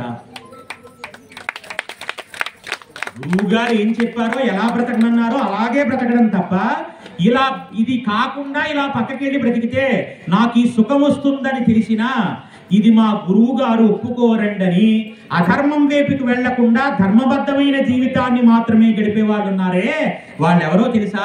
గురువ్రతులు. అందుకే చంద్రశేఖర పరమాచార్యని తలుచుకుంటున్నటువంటి శిష్యుల్ని ఏమంటారో తెలుసా అండి? వారందరూ గురువ్రతులు. కాగండి కోటేశ్వరరావు గారు అస్తమానుడు ఉపన్యాసంలో చంద్రశేఖర పరమాచార్య అంటుంటారు కదా. ఎందుకని? వాళ్ళు ఎదురుగుండా వీళ్ళు ఉపదేశం తీసుకోక్కర్లేదండి. గురువు గారు చెప్పిన మాటల్ని, గురువు గారి ప్రవచనాల్ని వింటూ ధార్మికమైనటువంటి జీవితం జీవించారనుకోండి, ఎదుగుదల చూసారండి ఎలా ఉంటుందో. మీరు నేను ఇలా అన్నాను పొగిడాను అనుకోకండి. కోటేశ్వరరావు గారి యొక్క జీవితాన్ని తీసుకున్నారనుకోండి, మీరు అన్ని వెలుగులు ఉంటాయండి ఇంకా ఆయన జీవితంలో. పిల్లలు, ఆ పిల్లలకి పిల్లలు, ఇల్లాలు, ఉద్యోగం, కారు, పేరు, కీర్తి, రాజయోగం, క్యాబినెట్ పదవి, మామూలు చిన్న స్థాయి ఉంటుంది. ఎందుకు వచ్చాయనుకుంటున్నారు ఇవన్నీ? ఉపన్యాసాలు చెప్తే రావు. ఉపన్యాసాలు చాలా మంది చెప్తారు. చెప్పిన ప్రవచనాన్ని చెప్పినట్టు ఎవడు బతుకుతున్నాడో, ఏది ఎదుట వాళ్ళకి చెప్పి తాను ఆచరణ చేస్తున్నాడో అలా ఆచరించిన వాడికి గురు కటాక్షం లభ్యమవుతుంది. ఏ గురువు చెప్పిన మాటనైనా వినేసి ఇలా విని చాలా బాగా చెప్పారండి ఉపన్యాసం అండి, దండం పెట్టుకుంటామండి అని ఆయనకు 10 రూపాయలు 100 రూపాయలు ఇచ్చి దండం పెట్టుకుని వెళ్ళిపోయారు అనుకోండి, గురువు గారికి ఏమీ రాదు, నీకు ఇంక అసలు ఏమీ రాదు. ఎందుకని? దండంతోనే పోయింది అంతే. గురువు గారు చెప్పిన మాటని జీవితంలో అన్వయించుకోవడం నేర్చుకో. ఏం చెప్పాడు ఇప్పుడు ఆయన అంటే, అమ్మని గౌరవించమని చెప్పాడు, తండ్రిని గౌరవించమని చెప్పాడు, ఆవుని తల్లితో సమానమైన స్థాయిలో గౌరవించమని చెప్పాడు. కాదు, తల్లి ఎప్పుడైనా వెళ్ళిపోతే, మీరు బాగా జ్ఞాపకం పెట్టుకోండి, తల్లి వెళ్ళిపోతే మళ్ళీ ఆ తల్లి స్థానము 3 ఇచ్చానని చెప్పింది కదండి ఎవరు? జగన్మాత. అవేంటో తెలుసా? గోమాత, భూమాత, జామాత, శ్రీమాత. ఈ 4 ఒక్కటే. జామాత అంటే ఎవరు? జన్మనిచ్చిన తల్లి. గోమాత అంటే ఎవరు? ఆవు. భూమాత అంటే ఎవరు? భూదేవి. శ్రీమాత అంటే ఎవరు? లలితా పరమేశ్వరి. ఇప్పుడు ఈ 4 ఎవరండి? 4 తల్లులు. కాబట్టి ఒకరు తీసుకోవాలంటే జగన్మాత ఏం చేస్తుంది తెలుసా? ఇంకో 3నిచ్చి అప్పుడు ఈ ఒక్కరిని తీసుకుంటుందట. అయ్యా నువ్వు బాధపడకరా, మీ అమ్మ లేదని నువ్వు బాధపడి కళ్ళబడి నీళ్లు పెట్టుకుని ఆడవలసిన అవసరం లేదు. నేను ఇంకొక 3 తల్లుల్ని పంపిస్తున్నాను. వీటికి నువ్వు చేస్తున్నది, వీటి దగ్గర నువ్వు గౌరవప్రదంగా మాట్లాడుతున్నది ఏదైతే ఉందో, ఈ 3 పట్ల నువ్వు చేస్తున్న గౌరవం, పూజ మీ అమ్మకి నువ్వు చేస్తున్న సేవయే. కాబట్టి కంటికి చూడడానికి నీకు మీ అమ్మ ఇన్ని రూపాలలో కనబడుతుందండి అని అమ్మని తీసుకెళ్లాల్సి వస్తే అమ్మ ఆ జగన్మాత ఇన్నిచ్చి అప్పుడు అమ్మని తీసుకెళ్తుంది. కాబట్టి ఎవ్వరూ కంట నీరు పెట్టాల్సిన పని లేదు. మీకు అర్థమవుతుందమ్మా? అందుకని ఈ జ్ఞానం ఎప్పుడు తెలుస్తుంది? ఈ జ్ఞానం ఎప్పుడు తెలుస్తుంది తెలుసా? నువ్వు గురువు పాదం పట్టుకుంటే, నువ్వు గురు పరంపరాగతమైనటువంటి జ్ఞానమైనటువంటి వాడి పాదం పట్టుకుంటే నీ కన్నీళ్లు తుడిచి మీ అమ్మ ఎక్కడికో వెళ్ళలేదురా, ఈ 3 రూపాల్లో ఉంది. కాబట్టి దీని గురించి గౌరవించడం నేర్చుకో. దీని పట్ల నువ్వు ఆ ప్రేమ భావన పెంచుకో. నువ్వు ఎప్పుడు మీ అమ్మకి అన్నం పెట్టాలనుకున్నా ఇంత అరటిపండో ఇంత గ్రాసమో పట్టుకెళ్ళి ఆవుకు పెట్టు. నువ్వు ఎప్పుడు మీ అమ్మకి నమస్కారం చేయాలనుకున్నా ప్రతిరోజు మీ అమ్మకి నమస్కారం చేయడం నీకు అలవాటైతే నిద్ర లేచేటప్పుడు మొదలు లేచేటప్పుడు నువ్వు ఏం చేస్తావు తెలుసా?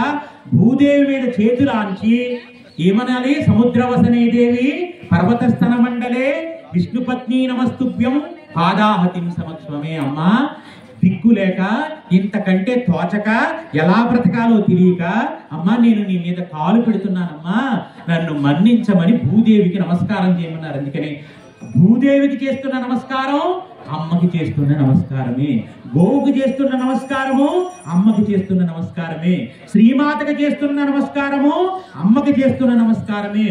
ఈ 3 చేయకపోయినా తల్లికి నమస్కారం చేస్తే ఈ 3 చేసిన నమస్కారం.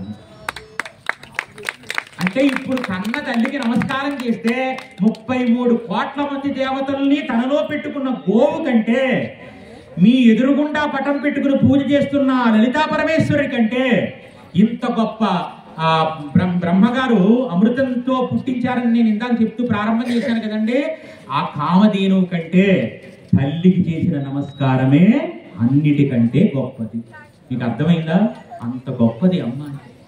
అసలు అమ్మని అమ్మ అని పిలవలేని జన్మే కాదన్నారు. అందుకే మీరు ఎంత చదువుకోండి మమ్మీ అని పిలవకూడదండి అమ్మని. ఎందుకో తెలుసా? రుణం మిగిలిపోతే మళ్ళీ జన్మలెత్తాల్సి వస్తుంది. అమ్మ అని పిలిస్తే తప్ప బిడ్డలకి అమ్మ రుణం తీరదు. ఎన్నిసార్లు అనాలి? 21,600 సార్లు ప్రతిరోజు అమ్మని అమ్మ అని పిలవాలి. ఎన్నిసార్లు? 21,600 సార్లు. అదేంటంటే అదేం లెక్క అంటారేమో. మీకు ఈ ప్రాణం ఇచ్చింది ఎవరో తెలుసా? ఆవిడే సప్తధాతువుని పంచింది. ఆవిడ కడుపుని గర్భాలయం చేసి ఆవిడ రక్తాన్ని, మాంసాన్ని, శుక్లాన్ని, అందాన్ని అంతటినీ బిడ్డలకి ఇచ్చేస్తుంది. అందుకే పెళ్ళైనప్పుడు ఉన్న అమ్మాయి బిడ్డలు కన్న తర్వాత ఎలా ఉంటుందండి ఆవిడ? ఇంకా అలా ఏముండదు. ఎప్పుడు నిత్య పెడుగు. ఆయన మాత్రం అలాగే ఉంటాడు. ఎందుకని? ఎన్నాళ్ళు వచ్చేది, ఎన్నాళ్ళైనా ఇంకా కుర్రాళ్ళలాగే కనబడుతుంటాడు. పిల్లలందరూ పెద్దవాళ్ళైపోతారు, అల్లుళ్ళు కూడా వచ్చేస్తుంటారు. కానీ ఎప్పుడు భాస్కర్ రెడ్డి గారి లాగా ఎప్పుడు నిత్య పెళ్లికుడు లాగా ఉంటారు. ఏమిటి నా భాస్కర్ రెడ్డి గారు కళ్ళు ఎదురుకుండా నేను ఊడిపోయేవా? నన్ను నాకు ఒక్కోసారి అనిపిస్తుంటుంది. ఇది ఆ తల్లి నామం నిరంతరం అలా పారాయణ చేస్తూ ఉంటేనండి ఆవిడ సౌందర్య రాశి కదండి. భగవద్భక్తులకి ఏమవుతుందో తెలుసా అండి? సౌందర్యం ఎక్కడి నుంచి వస్తుందో తెలుసా? ఎవరు అమ్మవారి నామం చెప్తున్నారో ఆ నామం చేత ఎప్పుడు అలా నిత్యయవ్వనంగా ఉంటారు. ఆవిడ నిత్యయవ్వన మదశాలిని అంటుంటారు కదా. అందుకని అమ్మవారి నామం చెప్తే అమ్మవారి రూపము, అమ్మవారి యవ్వనమే వచ్చేస్తుంది. మనం ఏం రాసుకున్నా రాదండి. మీకు అర్థమవుతుందా? అమ్మ నామం అంత శక్తివంతం. అమ్మ అన్న పదమే అమృత తుల్యం. లోకంలో అసలు వేదాల సారం అంతా పిండేస్తే వచ్చిన మాట ఏదైనా ఉంటే అది అమ్మ అన్న మంత్రమే. అసలు అమ్మ నామాన్ని మించిన మంత్రం ప్రపంచంలో. అందుకే శ్రీమాత్రే నమః, శ్రీమాత్రే నమః. ఏ మంత్రం రాకపోతే ఏం చేయమన్నారు తెలుసా? ఏం మంత్రం అవసరం లేదట. శ్రీమాత్రే నమః, శ్రీమాత్రే నమః, శ్రీమాత్రే నమః అంటూ ఉంటే చాలంతే. ఇంకా అంతకంటే మించిన మంత్రం లేదు. సరే, ఇప్పుడు ఇంతకీ బ్రహ్మగారు అమృతం పోస్తానన్నాడు. తీర్థం పుచ్చుకోవాలి కదా. వీళ్ళందరూ ఏం చేశారు? 2 చేతులు పెడితే పైనుంచి పోస్తూ. బ్రహ్మగారు ఎక్కడున్నారండి? సత్యలోకంలో ఉన్నారు. దేవతలు వెళ్ళి సత్యలోకంలో కింద నిలబడ్డారనుకోండి, పైన ఉన్నవాడు కలిసంతో పోస్తున్నాడు.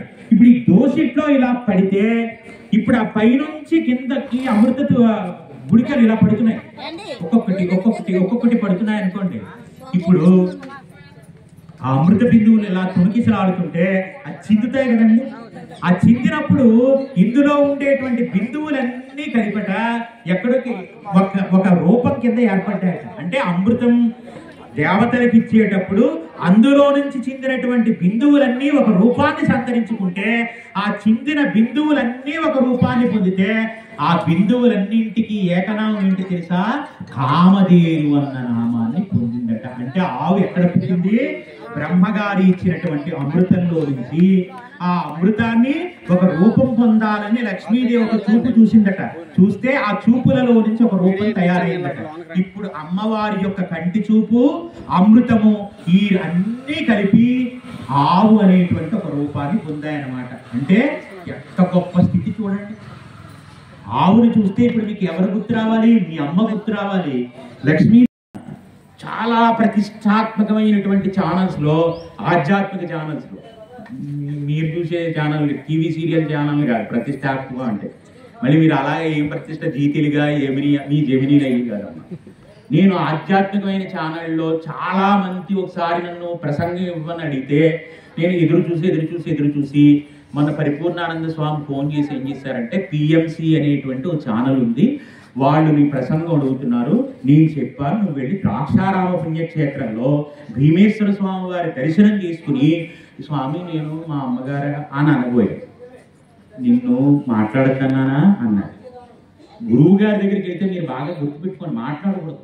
గురువు గారు ఏం చెప్తున్నారో అది మీరు ఆలోచించాలి అంతే తప్ప ఇంకా అక్కడ కూడా వెళ్ళి వాగుడు కాయలాగా కడకడ నాకు అది వచ్చేదండి, నాకు ఇది వచ్చేది, ఇంకా అవన్నీ మాట్లాడుతూ గురువు గారి దగ్గరికి వెళ్ళామంటే పరమ వినయంతో ఉండడమే. ఆయన ఏం చెప్తున్నారో అది శిరసా వహించి మన మనస్సులో అవన్నీ ఆచరణ చేసుకుంటాం. మీరు పక్కింటో కింది గారితో మాట్లాడినట్టు కనకడగా మాట్లాడితే అన్ని విన్నాక గురువు గారు ఏమంటారు తెలుసా? అమ్మ శుభం భూయాత్ వెళ్ళరా అమ్మ అంటారు. ఎందుకని? ఇంక నీకు చెప్పే అవకాశం అక్కడ ఇచ్చింది. ఎన్ని మొదలు పెట్టేస్తారో తెలుసా? కనపడ్డారనుకోండి గురువు గారు, ఒక్క మాట మాట్లాడాలి, ఇదే కష్టం ఉందండి అని చెప్పేసి అలా ఊరుకుని నిశ్శబ్దంగా ఉండాలి. ఇప్పుడు ఆయన ఏం చేస్తాడంటే నీకు ఆ కష్టం ఎందుకు వచ్చిందో ఆయన ఆ ధ్యానం చేత ఆలోచించుకుని నీకు ఒక తరుణోపాయం చెప్తాడు. ఎందుకని నువ్వు ఏ పరదేవతను నమ్ముతున్నావో ఆవిడ వాక్యే నీ గురువు నోటంట వస్తుంది. ఇప్పుడు నువ్వు ఆ ఖాళీ ఇవ్వకపోతే ఎలా? అందుకని గురువు గారి దగ్గరికి వస్తే ఏం చేయాలో తెలుసా? ఆ పళ్ళు అలా చేతికి ఇచ్చి నమస్కారం చేసి ఎప్పుడైనా కష్టం ఉంటే ఒక చిన్న మాట మాట్లాడి అలా నిలబడు. అప్పుడు ఆయన ఆలోచించి నీకు ఏదైనా తరుణోపాయం చెప్తాడు. ఇంకా అక్కడి నుంచి మొదలెట్టి బాగున్నారా అండి, టీ తాగారండి, గురువు గారి దగ్గరికి వచ్చి అడిగేది. గురువు గారు టిఫిన్ చేశారా? ఇది కాదు నువ్వు అనుకోవాల్సింది. గురువు గారు మేము తెలుసుకోవడానికి ఈ జన్మలో ఏదైనా మంచి మాట మంచి నామం మేము నిరంతరం ఏ అంటూ ఈ ఇబ్బందిలో లేకుండా చాలా తేలిగ్గా మేము తరించిపోయే భగవన్నామం ఉంటే మాకు చెప్పరా గురువు గారు అని అడిగి ఆయన చెప్పేంత వరకు నువ్వు నిశ్శబ్దంగా నిలబడ్డావు. గురువు గారికి ఎప్పుడైనా ఏమడగాలో తెలుసా? ఎప్పుడు తరింపచేసేటువంటి అనుగ్రహాన్ని మాకు అనుగ్రహించమని అడగాలి తప్ప సాంసారికమైనటువంటి వ్యవహారములు అస్తమానం గురువు గారిని అడగదు. నీకు అర్థమవుతుందా? మాకు అలా చేసుకుంటున్నామండి, కలిసి రావట్లేదండి, ఇది చేస్తున్నామండి, కలిసి రావట్లేదండి. కలిసి రావడానికి గురువు గారిని ఎన్నుకోకు. ఎందుకని? ఏదో పుణ్యం కలిసి వచ్చింది కాబట్టి గురువు గారు వచ్చారు. అయినా ఇంకా నాకు కలిసి రావట్లేదని ఏడుస్తున్నావు అంటే అర్థం ఏంటి? ఉన్నదాన్ని వదులుకుంటావు, లేని దానికోసం వెంపర్లాడతావు. నీకు ఎన్నున్నా ఇంకా ఏదో కలిసి రాలేదని బెంగే. ఇంక నీకెందుకు గురువు గారు? నీకు ఆయన గురువు గారు కాదు, నువ్వు ఆయనకు బరువు గారు. నీకు అర్థమవుతుందా? అందుకని గురువు గారిని ఏమడగాలి? సంపదలు అడగకూడదు. ఎప్పుడు ఈ జన్మనందే తొట్టతుల జన్మ అయ్యి మళ్ళీ భగవంతుడిని చేరుకునే అనుగ్రహం మాకు దేని వల్ల వస్తుంది గురువు గారండి అనే మాట మాత్రం ఎప్పుడు శిష్యులు గురువు గారిని అడగాలి. అడిగితే గురువు గారు ఏం చేస్తారో తెలుసా? ఆలోచించి మీ నక్షత్రాన్ని బట్టి ఆయన ఆలోచించి ఒక నామాన్ని ఇది చెప్తాడు. ఇంకా ఆ నామాన్ని ప్రత్యేకమైన దృష్టితో అది ఏ భగవన్నామం అయినా సరే గురువు గారు నీకు ఇచ్చారంటే ఇంకా దాన్ని మించిన మంత్రం ప్రపంచంలో లేదని గుర్తు. సరే, ఇప్పుడు ఇంతకీ నేను ఎందుకు ఈ విషయాన్ని ప్రస్తావన చేశానంటే ఆ తల్లి అమ్మ అంతటి సుగుణాల తల్లి, 33 కోట్ల మంది దేవతల అనుగ్రహం. ఇప్పుడు ఆవిడ లేకపోతే ప్రదక్షిణ దేనికి చేయాలి? ఏమంటే మా ఇంటి పక్క ఆవిడ సాయం చేస్తుందంటే ఆవిడ ప్రదక్షిణ చేస్తాను మా తల్లికి చేసినట్టు అవదా? అవదు. ఇంకొక ఆవిడ ఎవరు అండి? నా తోబుట్టు నాకు వండి పెడుతుంది, ఆవిడకి ప్రదక్షిణ చేస్తానండి. నువ్వు గౌరవంగా చేసినా నీ తల్లికి చేసిన ఫలం రాదు. లోకంలో తల్లికి చేసిన ఫలం నీకు రావాలంటే మళ్ళీ ఆవుకి మాత్రమే చేయమని చెప్పారు. ఎందుకో తెలుసా? ఆవు అమృత స్వరూపిణి, లక్ష్మీదేవి యొక్క కంటి చూపు వల్ల ఉద్భవించిందంట. మీరు సాక్షాత్తు లక్ష్మీదేవిని పూజిస్తే, నిలబెట్టి పూజిస్తే ఎంత ఫలితం వస్తుందో ఆవుకి పూజ చేస్తే పుష్టభాగమునందు అంతే ఫలితం మీ ఖాతాలో వేసిస్తారు. అందుకే నేను ఇంకొక మాట చెప్తున్నాను, గుర్తుపెట్టుకోండి. ఇంత పూర్వం గురువులు ఎవరైనా మన ఇంటికి రావాలంటే అమ్మ మీరు గోసేవ చేస్తున్నారా అని అడిగేవారు. గురువులు ఏమని అడిగేవారు తెలుసా? మీ ఇంట్లో గో ఉందా? గోసేవ చేస్తున్నారా మీరు? అమ్మ మీ ఇంట్లో తులసి మొక్క ఉందా? అమ్మ మీ ఇంట్లో కాశీ గంగ ఉందా? ఈ 3 కనుక్కుని అప్పుడు వచ్చేవారు. ఇప్పుడైతే 116 ఇస్తారా, లేకపోతే 5,000 ఇస్తారా, 10,000 ఇస్తారా, మీరు ఎవరైనా పర్వాలేదు నేను వచ్చి అడిగెట్టేస్తానంటే భస్మాసురుడు అనమాట. నీకు రెడీగా సిద్ధంగా ఉన్నాడు. డబ్బు తీసుకుని నేను అడుగు పెడతానని కోరుకున్న వాడు గురువు గారు. ఏ ధర్మం నీకు చెప్పాలో ఆ ధర్మాన్ని పట్టుకోమని నీకు చెప్పిన వాడెవడో వాడే నిజమైన గురువు. అందుకే నగురోరధికం తత్వం నగురోరధికం తపః తత్వజ్ఞానాత్ పరన్నాస్తి తస్మై శ్రీ గురవే నమః. మీరు ఏమిస్తారండి అని అడిగిన వాడు కాదు గురువు. అమ్మా నేను ఇన్నింటికి వచ్చి అక్కడికి వచ్చి నేను ఏం చెప్పాలో, నేను ఏం చెప్పడానికైనా సరే అక్కడ అవకాశాన్ని కల్పిస్తే కనుక భగవంతుడు నా నోట పలికినటువంటి 2 మాటల్ని నేను అక్కడ చెప్పి ఆ ప్రాంతాన్ని, సాంసారికంగా ఉన్న ప్రాంతాన్ని సత్సంగంగా మారుస్తానని కంకణం కట్టుకుని కూర్చుంటాడే వాడే నిజమైన గురువు. అందుకని జ్ఞానం చెప్పగలిగిన వాడెవడో వాడికి గురువు అని. గుకారస్య అంధకారస్య రుకారస్య నిరోధకృత్ అంధకార వినాశిత్వ గురురిష్య విధీయతే అని చెప్తోంది గురుగీత. చీకటిని పారద్రోలి జ్ఞానమన్న వెలుగునిచ్చిన వాడికి మాత్రమే గురువు అని పేరు. కాబట్టి ఇప్పుడు ఆ భూ ప్రదక్షిణ చేస్తే ఎంత ఫలితం వస్తుందో, తల్లికి ప్రదక్షిణ చేస్తే ఎంత ఫలితం వస్తుందో, ఈ రెండిటి ప్రదక్షిణ వల్ల కలిగే ఫలాన్ని కేవలం గోవు తాను చుట్టూ 3 సార్లు తిరిగితే అంత గొప్పతనాన్ని ఇచ్చేస్తుంది. గోప్రదక్షిణ అంత గొప్పది. అందుకే గోసేవ చేసినంత ఫలం ఎవ్వరికి వర్ణింపడానికి కూడా సత్యం కాదండి. గోవుని దానం చేస్తే ఏమంటే ఉపన్యాసంలో చెప్పగలవా గోదానం చేసిన వాళ్ళ పుణ్యాన్ని? చెప్పలేదు. గోదానానికి మీరు ఏదైనా సంరక్షణ చేసి ఏదైనా కొంచెం సహాయ సహకారాలు అందించారనుకోండి, మీరు చేసిన సేవకి ఫలితాన్ని చెప్పగలరా? చెప్పలేరు. ఎందుకో తెలుసా? అమ్మకి విలువ కట్టలేరు, ఆవుకి కూడా ఎవ్వరూ విలువ కట్టలేరు. ఎందుకో తెలుసా? అది అమృత స్వరూపి. మీకు అర్థమవుతుందా? గోవు ఎవరు? సాక్షాత్తు లక్ష్మీదేవి యొక్క కంటి వెలుగు నుంచి బయటకు వచ్చింది. ఎలా వచ్చిందో ఒక మాట చెప్తాను. బ్రహ్మగారు సభ తీర్చారు, ఒక పెద్ద సభ. ఆ సభ తీరిస్తే వాళ్ళందరూ దేవతలు అన్నారట, మాకు మృత్యువు లేనటువంటి అనుగ్రహాన్ని ప్రసాదించమన్నారు. అడిగితే వాళ్ళు ఎందుకు అడిగారు ఆ మాటనంటే, దేవతలు ఎప్పుడు ఆయా శాఖలలో మంత్రులు ఎలాగా నిర్వహణ చేస్తుంటారో మనకి రాజకీయంగా దేవతలు కూడా ఆయా శాఖలలో ఎప్పుడు సుప్రతిష్ఠితులై ఉండాలి. అలా ఉండాలంటే వాళ్ళ ఆయుర్దాయంతో హాయిగా సుఖంగా ఉండాలి. ఇప్పుడు వాళ్ళకి అలా ఎప్పుడు ఇబ్బంది కలగనటువంటి స్థితిలో వాళ్ళు అలా నిలబడాలంటే ఏముండాలి? ఇప్పుడు వాళ్ళకి అమృతం కావాలి. ఇప్పుడు బ్రహ్మగారు వాళ్ళకి మరణం లేని వరం కావాలంటే ఇవ్వకుండా ఆయన ఏం చేశాడంటే అమృతాన్ని సృష్టించారు. అమృతాన్ని సృష్టిస్తే మీరు కొంత పురాణంలో ఏమని చదువుకున్నారో తెలుసా? క్షీరసాగర మదనం చేస్తే అమృతం పుట్టిందంటే అంటే అసలు సృష్టి ప్రారంభంలో నేను చెప్తున్నాను. అదొకప్పుడు దుర్వాసో మహర్షి యొక్క శాపం చేత ఇంద్రుడు తన రాజ్యాన్ని కోల్పోతే ఇంద్రుడి దగ్గర ఉన్న అమృత కలశం పాలసముద్రంలో పడిపోయింది. పడిపోతే చిరికితే అప్పుడు బయటకు వచ్చింది, కానీ అప్పుడు పుట్టలేదు యథార్థానికి. అసలు బ్రహ్మగారే సృష్టి చేసేటప్పుడు ముందు వీళ్ళందరినీ జీవింపచేసి వాళ్ళకి జరావ్యాధి మరణాలు లేకుండా దేవతల్ని చిరంజీవులు చేయడం కోసం అని అమృతాన్ని సృష్టించారట. ఆయన అమృతాన్ని సృష్టించేటప్పుడు ఏం చేశారు తెలుసా? పాత్రలు పెట్టి ఇవ్వలేదండి, చేతులు పట్టమన్నారు. తీర్థం తీసుకుంటే ఏమంటారు? దీంతో పోసేసుకో ఫోన్లో మిగిలిందని అంటే అది తీర్థం అవుతుందా? ఇప్పుడు చివరింత మిగిలింది అనుకోండి, నా శేఖర గురువు గారు అందరూ ఇచ్చేసాక ఇంత మిగిలింది ఫోన్లు అయితే కొత్త ఇంక ఎక్కువే కదా అలా నోట్లో పోసేసి అదేంటి తీర్థం ఏమిటి అలా నోట్లో పోసేసుకుంటే అదేమైనా డ్రింకా లేకపోతే హార్లిక్సే అలా తాగిడని. తీర్థం అంటే ఏంటో తెలుసా అండి? గోముఖత అంటే గోవు యొక్క చెవి ఎలా ఉందో ఇలా పెట్టి మినపగింజ తీర్థం కూడా ఎంత పోయాలో తెలుసా అండి? మినుము గింజ ఎంత మునుగుతుందో అంత తీర్థం పోయాలి. ఆ తీసుకునేటప్పుడు కూడా నువ్వు ఏదో 10 ఊళ్ళకి వినబడేటట్టు అలా తాగకూడదు. అలా తాగితే అది రక్తం అవుతుంది.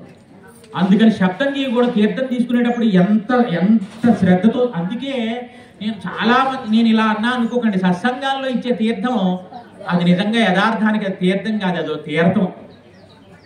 ఎందుకని తోసేసుకుని పోసే ఇదా పోసే ఏంటది ఏమన్నా అకాల ఉచ్చుహరణం ఇంకేం చదవడానికి ఏముండదు. పోసే ఎందుకని పోవాలి ఇంటికి. ఇప్పుడు దాకా కూర్చోవడమే ఎక్కువ. మేము పోవద్దు, నీకంటే ఏ గొడవ లేదు, మేము వెళ్ళిపోవాలి పోసేమంటే ఆ పోసేవాళ్ళు కూడా ఏం చేస్తారో తెలుసా? నువ్వు ఆ చెయ్యి బాగా షాప్ ఎంత పెట్టు, ఎందుకని టీ ఎంత తాగుతావో అంత పోస్తాను నీకు తీర్థం. ఎందుకు నువ్వు నాకు కావాలి కదా, మరి బాగా నువ్వు నా మాట ఆడేవాళ్ళు అంటే తీర్థం ఎక్కువ పోయి. అందుకే నేను అంటున్నాను, ఏది సత్సంగం అంటే ఆవు పాలు అమృత సమానం. అందుకే ఆవు పాలు తాగితే రోగాలన్నీ పోతాయి. కాకపోతే మనకి పరిశుద్ధమైన ఆవు పాలు దొరకవంతే, ఎందుకంటే ఇంక అన్ని కల్తీయే కదా, అన్ని నీళ్లే. ఏ పాలు నిజమైన పాలు కాదవి, ఏ పాలు అది ఈ పాలండి అని చెప్పడానికి లేదు. అందుకనే మనం రోగాల పాలు, అలాంటి పాలు తాగే వాళ్ళందరం మనం ఏమవుతున్నాం? రోగిష్టి పాలు అయిపోతున్నాం. కానీ నిజంగా శుద్ధంగా ఆవు పాలు దొరికితే మాత్రం, ఆవు పాలు, ఆవు పెరుగు, ఆవు నెయ్యి దొరికితే మాత్రం అవి ఇచ్చేంత ఆరోగ్యం ప్రపంచంలో ఇంకేమీ ఇవ్వవు అసలు. అందుకే ఎవరికైనా పుట్టిన వెంటనే తల్లి వెళ్ళిపోతేనట లోకంలో ఇంక ఏది పట్టినా అరగదండి. ఆవు పాలు పడితే మాత్రం పడని పిల్లలంతా ఉండరు ప్రపంచంలో. అందరికీ చిన్న పిల్లల దగ్గర నుంచి, సన్యాసుల దగ్గర నుంచి, వానప్రస్తుల దగ్గర నుంచి, గృహస్థుల దగ్గర నుంచి ఇది మాకు వద్దు మేము తీసుకోమని అనకుండా తీసుకోగలిగినటువంటి ఏకైక అమృతం ప్రపంచంలో ఎక్కడైనా ఉంటే ఒక్క ఆవు పాలు తప్ప ఇంక ఏది కాదు. ఆవు పాలు అంత గొప్పది. అందుకే ఎప్పుడు బ్రతకడం కూడా చేతగా నేను కూడా ఇందాక చెప్పుకుంటూ బయలుదేరాను. ఏమిటో నా అదృష్టం కొద్ది వాళ్ళ పాపం రాకరాకు వచ్చాడు ఏమన్నా అంటే బాధపడతాడుతుందో ఏమో కానీ ఇలా పిండిన వెంటనే దిగుడుమైనటువంటి తునకలు పాలు వస్తే అమ్మయ్యా నా జీవితం ధన్యమైందయ్యా వాళ్ళని ఎత్తి బాగుంటుంది. ఎందుకని ఆవు పాలు అంత గొప్పది. అందుకే పేరేంటో తెలుసా అండి? సురభి. సురభి అంటే అర్థం ఏంటో తెలుసా? సు అంటే దేవతలు, రభి అంటే దేవతలందరి చేతను పూజింపబడినది. అందుకని సురభి అన్నమాట. లోకంలో కోరికలు తీరాలంటే ఒకే ఒక దానికి తీరతాయండి. ఎక్కడ గోసేవ జరుగుతుందో, ఎక్కడ మీరు గోవుని పెంచుకోవాల్సిన అవసరం లేదండి, ఇంట్లోనే పెంచుకోవాలని ఏం లేదు. ఒకవేళ మీకు గ్రహస్థితులు అనుకూలించకపోతే ఎక్కడైనా గోశాల ఉంటే అక్కడికి వెళ్ళి ప్రతి గురువారం కానీ, ఎందుకని ప్రతి శుక్రవారం కానీ, ఈ 2 వారాలు లక్ష్మీ సంఖ్య చాలా గొప్పదైన రోజులు అయిపోయింది వారంలో. ఆదివారము, గురువారము, శుక్రవారం ఈ 3 అంటే మిగతా వారాలు మంచివి కాదండి కాదు, ఇవి అత్యున్నతమైనటువంటి శ్రేష్టవంతమైన రోజులు అన్నమాట. ఈ సమయాలలో మీరు వెళ్ళి గోవుకు గ్రాసం పెట్టారనుకోండి, ఇంత గడ్డి తీసి దానికి చేతిలో పెడితే, అది ఆ నోటి దగ్గర పెడితే అది తింటే కనుక వెంటనే మీకు ఖాతాలో ఏం వేస్తారు తెలుసా? 33 కోట్ల మంది దేవతలు నైవేద్యం చెల్లించారు వాళ్ళని అని వేసేస్తారు. అందుకే జ్యోతిష్కుల దగ్గరికి వెళ్ళి అస్తమానం ఆ హోమాలు ఇవి చేయించుకోవడం కాదు. గ్రహస్థితులు బాగోలేని వాళ్ళు ఎవరైనా సరే గోశాల ఎక్కడుందో వెతుక్కుని వెళ్ళి మీరు అవకాశం ఉన్నంత మట్టికి గోవుకి సేవ చేస్తే, ఎలాంటి జాతకంలో ఎలాంటి దోషాలున్నా సరే కానీ గోవుకు గ్రాసం పెట్టినా, గో ప్రదక్షిణ చేసినా, గోవు సేవ చేసినా సమస్త నవగ్రహ దోషాలన్నీ కూడా పటాపంచలైపోతాయి. అందుకే నవధాన్యాల్ని తీసుకెళ్ళి దానికి అవకాశం ఉన్నంత మట్టికి నానబెట్టి దానికి ఇబ్బంది లేకుండా గోవుకు పెడితే నవగ్రహ శాంతి కలిగేస్తుంది. బ్రాహ్మణులు మీరు నవధాన్యాలు ఇచ్చి దానం చేస్తామన్నారు అనుకోండి, నువ్వులకి గోధుమలకి 500, దీనికి 400, దానికి 300, మొత్తం ఆయన 5,000 ఇస్తే పట్టుకో. అంటే నేను ఇవ్వద్దని చెప్పడం కాదండి, బ్రాహ్మణులు ఎంత సేవిస్తే అంత మంచిదే. ఒకవేళ మీరు తెచ్చుకోలేని వాళ్ళు అయ్యారనుకోండి, మీరు ఎవరికి ఇవ్వాలో తెలుసా? ఇప్పుడు నానబెట్టి పట్టుకెళ్ళి గోవుకు పెట్టేస్తే సమస్త దోషము నివృత్తి. అందుకే మీరు గృహం కట్టుకుంటే మొట్టమొదటి అడిగి ఎవరి చేత పెట్టిస్తారు? గురువుగారు చాలా గొప్పవారంటే గురువు గారిని అడిగి పెట్టమంటారు. ముందు ఏం చేస్తారు తెలుసా? గోవు వెళ్ళాలి. మీరు ఎప్పుడైనా మహేంద్రవాడ ధ్యానమందిర ప్రతిష్టాపనకి నన్ను తీసుకెళ్ళి ప్రారంభం చేయమని చెప్తే ముందు గోవా అండి, ముందు మీరా అండి అన్న. అమ్మ గోవు తర్వాతే అందరూను. అందుకని పీటల మీద కూర్చుని ఖర్చు అంతా పెట్టుకున్న వాళ్ళకి కూడా మొదట వెళ్ళి దాటే అవకాశం లేదు, ముందు గోవే వెళ్ళాలని కపిల గోవుని తీసుకుని వెళ్ళి దాటించి ధ్యానమందిరం మొట్టమొదట 300 సత్సంగాల్లో, ఓం శక్తి సత్సంగాల్లో మొట్టమొదట ధ్యాన మందిరం కట్టిన ఏకైక సత్సంగం అంటూ ఉంటే అది మహేంద్రవాడ సత్సంగమే. అది కూడా సీతమాత గారి యొక్క నిర్వహణలో జరిగింది. ఆ తల్లి ఇల్లు కదలకుండా, ఎవరి దగ్గరికి వెళ్ళి ఇలా చేయి చాపకుండా 25 లక్షల రూపాయలు తన మాటతో వసూలు చేసి ఆయన 30 లక్షల పైన అయిందండి ధ్యాన మందిరం కట్టించింది. ఆవిడకి ఏంటో తెలుసా అండి అనుగ్రహం? మా గురువు గారి దగ్గర మంత్రం తీసుకున్నాను, నేను ఈ పని చెయ్యగలను, ఈ పని చెయ్యలేను అన్నది ఉండదు. ఆవిడ ఏదైనా ఒక సంకల్పం తీసుకుంటే ముందు నాకు చెప్పేసి ఒక మాట, ఆ తర్వాత ఆవిడ అంటుంది ఇంకా అంతా మీదే బాధ్యత అంటే ఆ భగవంతుడిని మిమ్మల్ని నమ్ముకున్నానని నేను ప్రారంభం చేస్తున్నాను. శక్తి ఆవుకి ఉంది కాబట్టి నేను మళ్ళీ ఇంకొక విషయాన్ని ప్రస్తావన చేస్తూ, ఇందాక నేను అమృత తుల్యమైనటువంటి ఆ కామదేవు అక్కడ పుడితే ఏమంటారు దీన్ని అని అడిగారు. కామధేనువు అని నామకరణం చేశారు. ఎవరు? బ్రహ్మగారు. ఆ కామధేనువు యొక్క సంతానమే ఇప్పుడు మనం చూస్తున్నటువంటి గోమాతలన్నీ. అందుకని లోకంలో లక్ష్మీదేవిని చూడాలన్నా, అమ్మని చూడాలన్నా, భూదేవికి చేసిన సేవా ఫలం కావాలన్నా గోవుకు ప్రదక్షిణ చేస్తే భూమంతా, భూమండలం అంతా తిరిగినటువంటి ప్రదక్షిణ గోవుకి సేవ చేస్తూ. మీకు అర్థమైందా? అంత గొప్పది గోవు యొక్క. మీకు చిన్న మాట చెప్తా. బ్రహ్మగారు సృష్టి చేస్తుంటానట, బ్రహ్మగారి యొక్క సృష్టిలో కూతురు తయారు చేసినటువంటి బొమ్మలు కొన్ని కనపడ్డాయట. బ్రహ్మ చేసిందా, బ్రహ్మగారు ఆ కూతురు చేసిందా అంటే ఆ ముఖవచ్ఛస్సును చూసి ఇది బ్రహ్మ చేసిందా లేకపోతే కూతురు చేసిందా అన్నది చెప్తాము అంటారు. చాలా అందంగా కనపడింది అనుకోండి, అది ఎవరు చేసింది? ఎవరు చేసింది? కోడలు చేసిందా కూతురు చేసిందా అని అడుగుతారు కదా. ఎవరు చేస్తే వస్తుంది? కోడలు చేస్తే జాగ్రత్తగా చేస్తుందా? ఏంటి కూతురు చేస్తుంది కూడా మా నాన్నగారే కదా అని అలా ఇలా చేస్తుందట.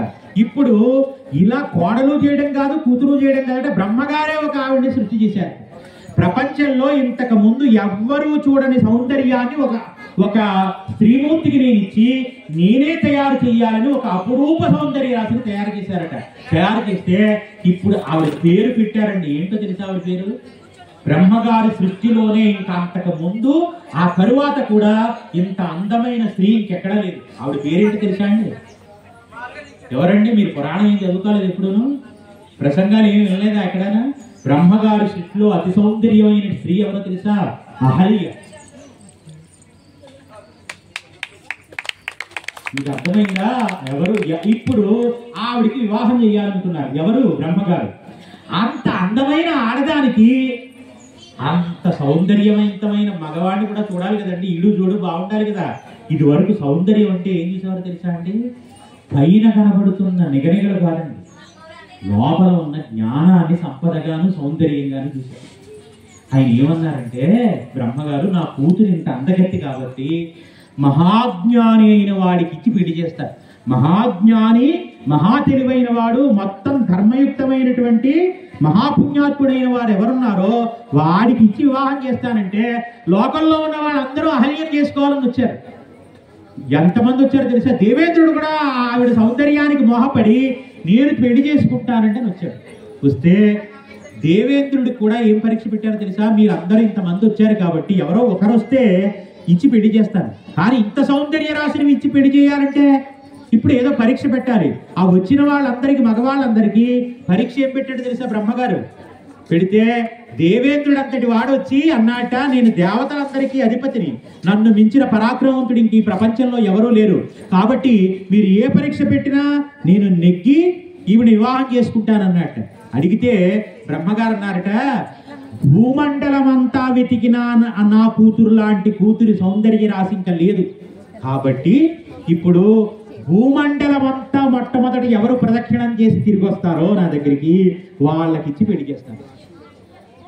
మీకు నేను చెప్తుంది అర్థమైందా? భూమండలంలో ఇంకెక్కడ వెతికినా ఎక్కడా ఇంత సౌందర్య రాశి లేదు, కాబట్టి భూమండలం అంతా ప్రదక్షిణ చేసి వచ్చిన వాడు ఎవరున్నారో వాడికి నా కూతుర్నిచ్చి పెళ్లి చేస్తాను. అంటే ఇంద్రుడు అన్నట్ట, అదెంతట పని, నాకు ఐరావతం ఉంది. ఇంద్రుడి యొక్క వాహనం ఏమిటండి? ఐరావతం. ఆ ఏరుగు నెక్కానంటే గిర్రం తిరిగి వచ్చేస్తానండి అని బయలుదేరితే ఐరావతం మొత్తం భూప్రదక్షిణ అంతా చేద్దామని ఇంద్రుడు వెళ్ళాడు. మొత్తం మునులు, దేవతలు అందరూ వెళ్ళారు ఈవిడ పెళ్లి చేసుకోవాలని. అహల్య అంత సౌందర్య రాశి, ఇలాంటి భార్య దొరకాలని ఉమ్మిళ్ళు ఉంటూ అందరూ పోటీ పడుతుంటే ఇందులోనే ఇంకో మహర్షి ఒక ఆయన ఉన్నాడు. ఆయన ఎవరో తెలుసా? గౌతమ మహాముని. ఉదయం లేస్తే మనం ఎవరి అనుగ్రహం వల్ల మంచినీళ్ళు తాగుతామో తెలుసా అండి? గౌతమ మహర్షి తెచ్చిన గోదావరి. ఆ గోదావరి పేరేంటో తెలుసా? గౌతమి గోదావరి. అసలు ఆయన పేరు తలుచుకోకుండా మనం మంచినీళ్ళు తెచ్చుకోకూడదు. అందుకే ఇవాళ ఇంత మంగళకరమైన రోజున గౌతమ మహర్షి గురించి మాట్లాడుకుంటే, గౌతమ మహర్షి అని తలుచుకుంటే చాలండి, జీవితాలన్నీ ఉద్ధరింపబడిపోతాయి. అంతటి మహానుభావుడు, సప్త ఋషుల్లో ఒకడు ఆయన. ఆయన ఏం చేశాడో తెలుసా? భూమండలం అంతా ప్రదక్షిణ చేయమని ముందు ఎవరు వస్తారో వారికి కదా కన్యనిచ్చి పెళ్లి చేస్తానన్నాడు. అందుకని ఆయన ఏం చేశాడంటే, భూమండలం అంతా అందరూ ప్రదక్షిణ చేస్తానని వెళుతున్నారు కాబట్టి నేను భూమంతా ప్రదక్షిణ చేయడానికి